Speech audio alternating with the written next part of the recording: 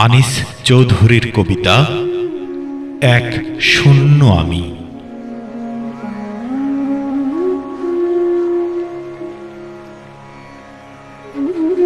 অঝোর ধারায় বইত সুখ, একদিন যে বুকে চিকচিক করছে সেই সুখগুলো চোরাবালির নলকূপে।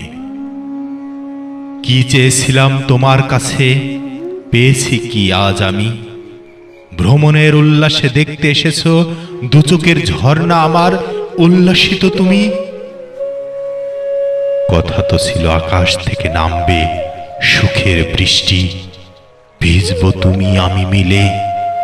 তবে কেন আজ একা ভিজছি আমি তোমার আশায় ফোঁটা ফোঁটা নোনা জলে?